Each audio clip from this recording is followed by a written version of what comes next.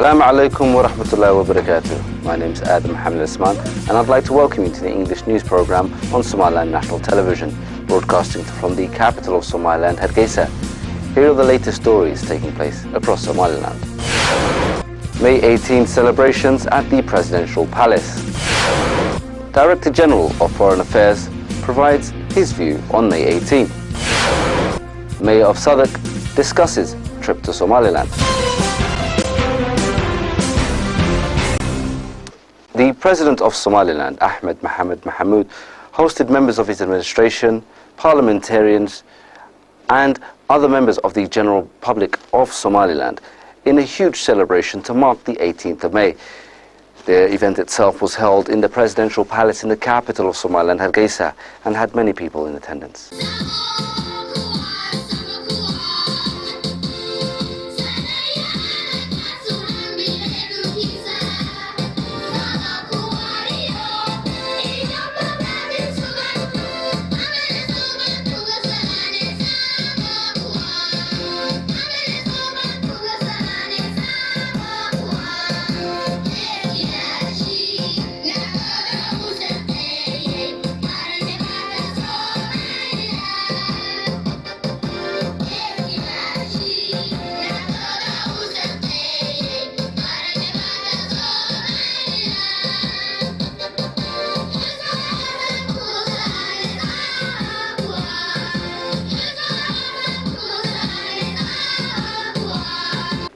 The President of Somaliland, Ahmed Mohamed Mohamud, hosted the Somaliland community in general, which included members of his cabinet, the armed forces, members of the diaspora and the Somaliland community at large at the Presidential Palace. This event had singers, it had a play and had many different entertaining factors.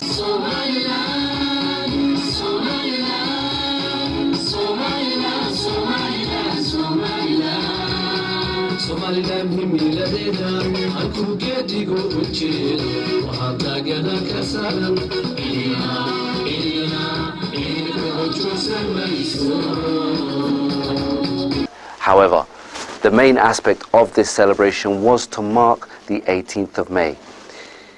The President provided a short speech at the event where he discussed the significance and the importance of the 18th of May. Also in attendance for this event were the Isra community, responsible for the Sheffield recognition, which took place on April the 2nd, 2014. They provided a short speech at the event where they discussed the significance of the Sheffield City Council's decision to recognise Somaliland, albeit at a district level. The Director General of Foreign Affairs, Mohammed Hassan, held an interview with Somaliland National Television's English section in regards to his views on May 18th and the significance of Somaliland's independence and recognition, while also discussing the recent recognition by Sheffield City Council. We're reporting live from the 23rd anniversary celebration at the Presidency Palace in Somaliland, and I'm standing here with the Director General of the Ministry of Foreign Affairs, Mohammed Hassan. Mohammed Hassan, I want to ask you, now as the Sheffield community has succeeded to get the Sheffield local municipality recognition for Somaliland, have you witnessed any countries, other governments that are trying to engage Somaliland for such initiatives?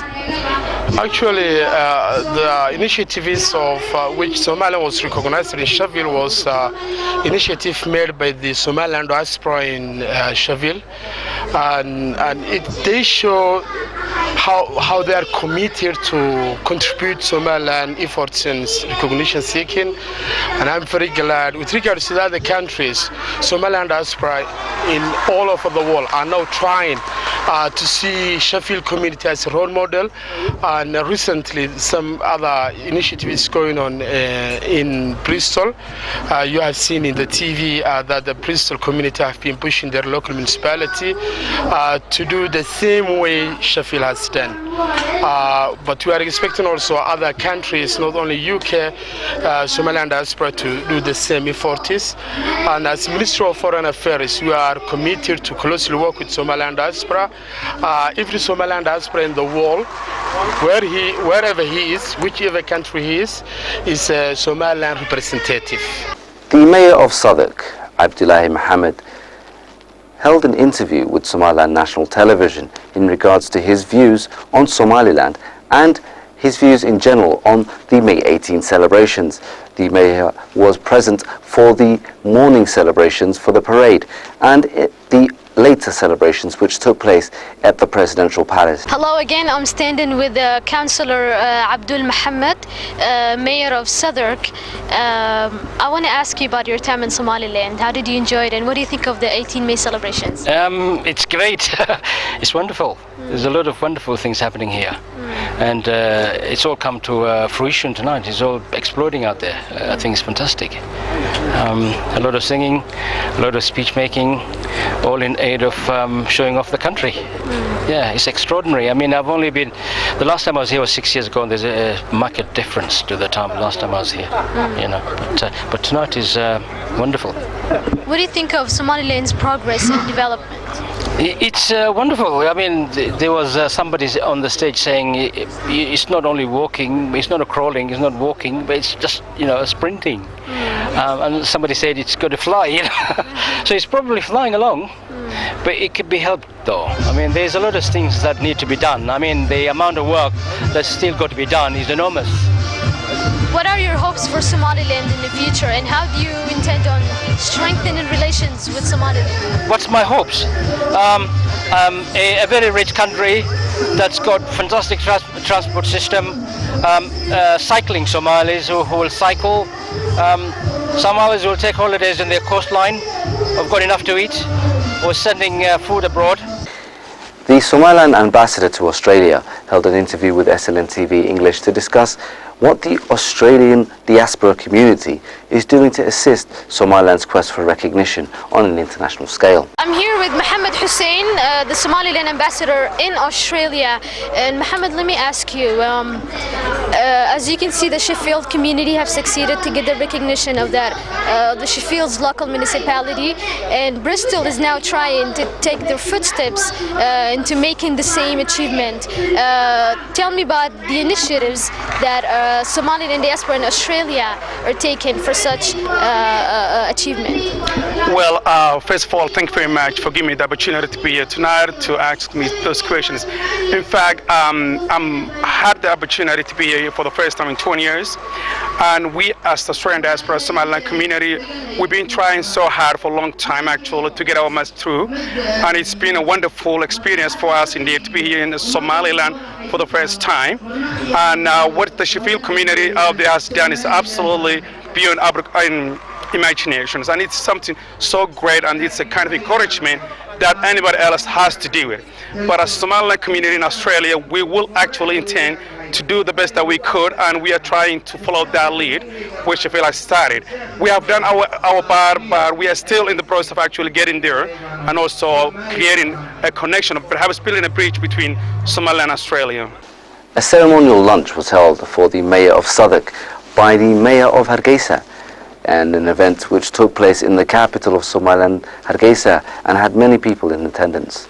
The Mayor of Hargeisa, Abdirahman Mahmoud Aidid Soltelko, alongside the Deputy Mayor of Hargeisa, Abdulaziz Agawine, hosted a ceremonial lunch for the Mayor of Southwark, Abdullahi Mohammed. The Mayor of Southwark had previously received a delegation from Somaliland which included the Deputy Mayor of Hargeisa, Abdulaziz Agawine, and the luncheon itself was to welcome the